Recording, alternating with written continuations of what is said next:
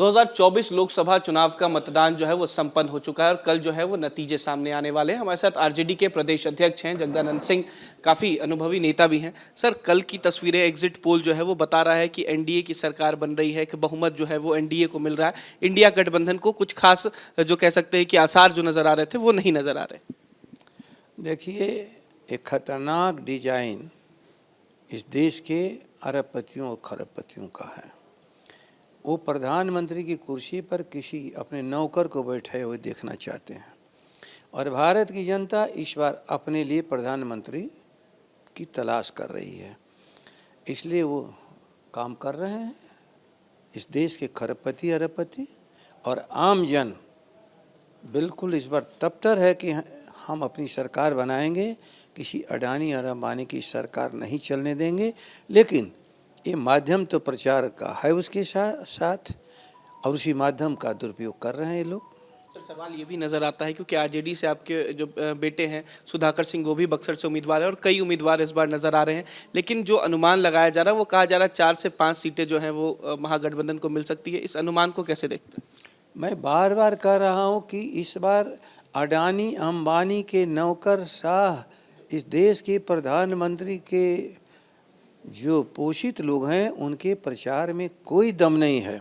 भारत की जनता अपने अधिकार, अपना सम्मान, भारत के संविधान, इसको बचाने के लिए तत्पर होकर के आगे काम कर रही है और किसी एक सीट पर क्या होगा ये महत्वपूर्ण नहीं। भारत की जनता इंडिया गठबंधन को जिताने के लिए बिल्कुल तत्पर है। 2 महीने के अंतराल में देखा गया कि प्रधानमंत्री करीब 15 बार बिहार भी आए और पहली बार कोई प्रधानमंत्री पटना में रोड शो करते हुए नजर आए। किसको कैसे देखते हैं? मैं यही देख रहा हूँ कि उस आदमी को विश्वास ही नहीं है कि अब हमको लोग वोट करेंगे, इसलिए वो गिड़गिड़ा रहे हैं सबकी जगह घूम घूम करके। और जो प्रधानमंत्री इस बार कहे 10 सालों के बाद इस बार मैं बड़ा काम करूँगा, अर्थात वह साबित हो रहा है कि वह अब तक छोटा काम करता रहा है और भारत की जनता इनके छोटे काम, गलत काम, इस देश को तबाह करने वाले जितने भी कदम हैं अब सावधान की मुद्रा में है। इनको कोई भी अब समय भारत की जनता देने के लिए तैयार नहीं है। अगर बिहार की बात की है तो तमाम जगहों पर शांतिपूर्ण तरीके से मतदान हुआ, लेकिन सारण और पाटलिपुत्र में कई तस्वीरें नजर आई। सारण में एक हिंसा भी हुआ, वहाँ पर इंटरनेट सेवा जो है वो बंद कर दी गई, एक व्यक्ति की जान भी चली गई। कैसे देखते हैं? जो हारता है वो अंत में यही काम करता है। गोली चलाने वाले को कभी जीतने की सामर्थ्य जब नहीं होती है तो खींच उतारता है उस पर जो अपने अधिकार का प्रयोग कर रहा है। आखिर वहाँ चुनाव ही न हो रहा था, वोट ही न पड़ रहा था, गोली चलाने की क्या आवश्यकता थी? और गोली चलाने वालों के साथ जो भी आज खड़ा है, मैं नहीं समझता हूँ, इंतज़ार कर रहा है कि उसकी पारी कब आएगी कि कोई उसकी सीने पर भी गोली वही चला देगा जो आज दूसरे पर चला रहा है। इसलिए कभी अपराधियों को बहुत प्रश्रय नहीं देना चाहिए। अपराधी किसी का नहीं होता है, अपराध उसका पेशा है और किसी को बचाने के लिए तैयार नहीं होता है। आवश्यकता पड़ने पर किसी के साथ अपराध करता है। हम सब लोकतंत्र में विश्वास करने वाले हैं। ये गोली और बंदूक राजनीति में नहीं चलती है, लोकतंत्र में। जो इस पर विश्वास कर रहे हैं वो बड़ी गलत है।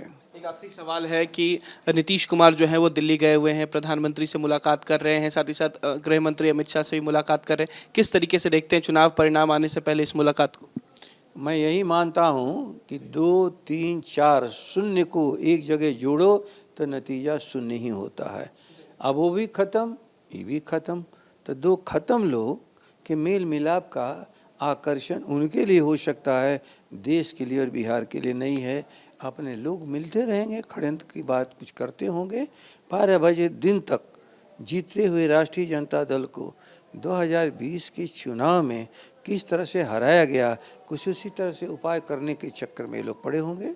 बहुत शुक्रिया। ये थे हमारे साथ आरजेडी के प्रदेश अध्यक्ष जगदानंद सिंह। साफ कहा कि 2 जो लोग हारे हुए हैं वो एक साथ मिलने से कुछ नहीं होने वाला। साथ ही साथ ये भी कहा कि जो चुनाव के नतीजे आएंगे वो बता दिया जाएगा और समझ में आ जाएगा कि इस बार जनता किसके तरफ है। वीडियो जर्नलिस्ट सत्येंद्र कुमार के साथ उत्कर्ष, न्यूज़ नेशन, पटना।